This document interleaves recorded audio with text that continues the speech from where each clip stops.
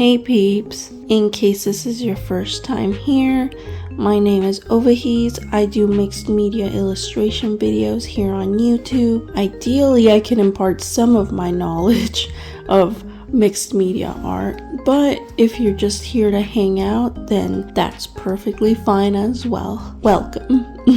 In either of the cases, thank you all for joining me here today on another illustration video. So let's get started.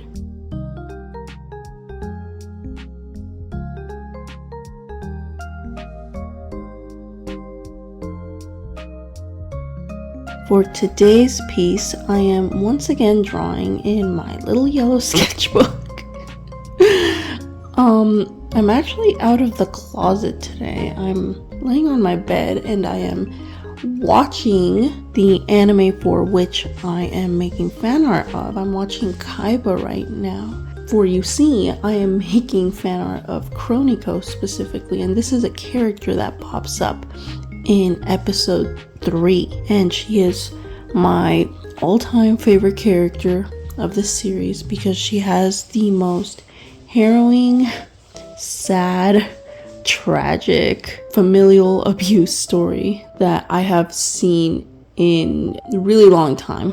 But in all seriousness, Kaiba is not for the faint of heart. It deals with a lot of mature themes, but I feel like it's an anime that if you're looking to find activism, Kaiba should be your number one anime to watch. They talk about capitalism in one of the further episodes. They touch on the trans experience. That doesn't delve as deep as I would have wanted it to, but there's a very powerful comment that one of the characters says to the main character, and it's you need to make sure not to be in the body of the opposite gender for too long because it will mess you up, essentially. And if that's not the trans experience, I don't know what is, man. Trans lives are human lives, remember that. We support the LGBTQ group in this channel.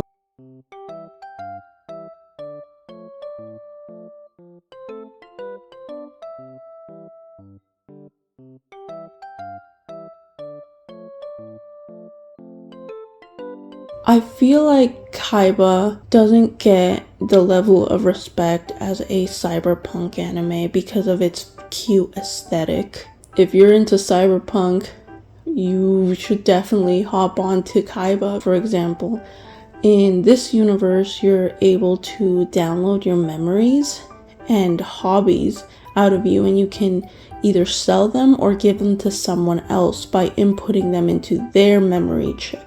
And let's say if you want to trade or upgrade your body, you can download all of your memories and personality into a single large chip and then just completely move that over to a new body or a new shell, as you were if this were Ghost in a Shell. So it's very interesting how a lot of people have taken the concept of cyberpunk and have only really talked about Ghost in the Shell. I finally recently started watching all of the Ghost in the Shell media out there, and I'm enjoying it a lot more than I anticipated. But what the critique I have, the reason that I believe that people latched on to Ghost in the Shell more, I want to say has to do with the stylization and how much in Kaiba everybody kind of looks like a chibi. So maybe people thought that it was more childlike, when I honestly feel like they touch on way more hard subjects and more fucked up things in Kaiba than they have, at least in the media of Ghost in the Shell that I have watched. If you like Ghost in the Shell because of how real and raw it is, yeah, I really suggest you watch Kaiba too. Another reason why I think that people prefer Ghost in the Shell over Kaiba is because Ghost in the Shell does have a lot of really cool action scenes that, no, I'm not going to say it doesn't have action, but I am going to say that the action that Kaiba has is not as easy to consider violent. Like, you legit sit there for a bit and then the violence happens and it takes you a moment to notice, oh shit, that person's like dead. It's not blood and guts everywhere. It's like poofs and people turning into bubbles, and it's very cute, but it's very violent in a very soft and gentle way. And I think that's more of a stylization choice, of course, from the creator, of wanting to make those scenes less of a guttural reaction and more of a talking point of, yeah, that person's dead, but like the horrors of all of this is how normalized it's become, because people see this every day. People are getting hunted down by government bots and having their memories stolen just to take their bodies and sell them in the market, and that's the real horror.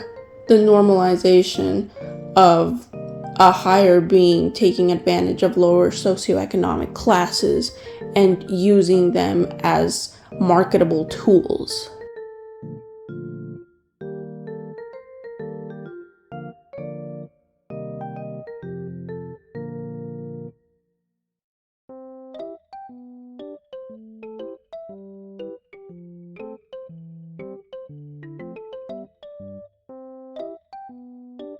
In this piece, I am drawing Chronico next to Cinnamon Roll because earlier on I made a short with just Chronico fan art, and someone pointed out that Chronico looked like Cinnamon Roll, like just the human version of Cinnamon Roll, and I thought that was the cutest idea ever. So I thought it'd be fun to make Chronico / Cinnamon Roll fan art for that person. And I wanted to draw them in Chronico's most iconic scene, which is where she's sitting on a hill and she's blowing bubbles, talking about how nice her family is, how blessed she is, and how everything's gonna turn out great right before the bad thing happens, the sad, bad thing happens. That moment was very blissful and very pure and innocent and beautiful, and needless to say, her story does not have a happy ending, but I think that's like the best way that I would want to remember that character, being happy and blissful.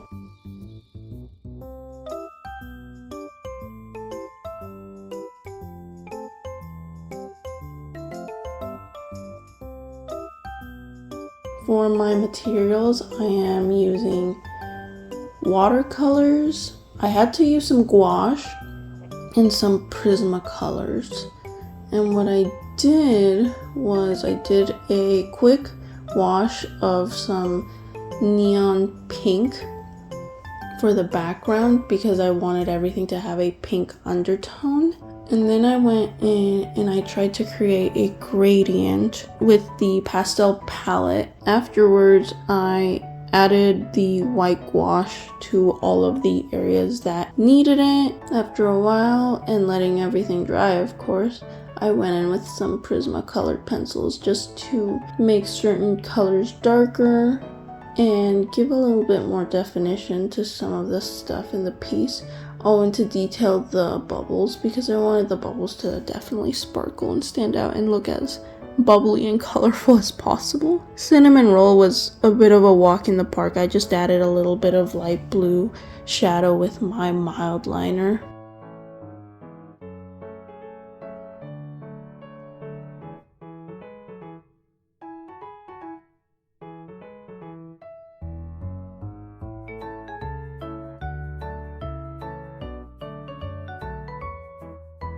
What else? This week was a very hectic week for me. But let me know what you guys have been up to this week. I spent a bunch of my time this week actually editing the 300 peeps video, and that's almost done. I'm very excited for that. So remember to like and subscribe, because once we get to 300 peeps, then I will be debuting that video out for all of y'all to see.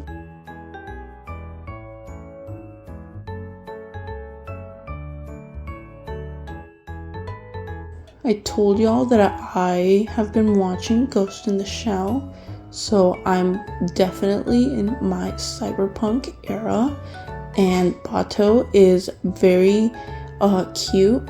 I like that in the second movie of Ghost in the Shell, Bato gives off some strong Columbo vibes, especially because of the basset hound dog that he has. His relationship with that dog is so freaking cute. I think that's the best part, the best relationship, in my opinion, in that movie franchise. But I am still watching the anime at the moment. We barely started on that, so if I can ideally stop falling asleep at the third episode, then hopefully by next week I'll have an update on how I feel about that series so far. But yeah, really enjoying Ghost in the Shell. That's all fun.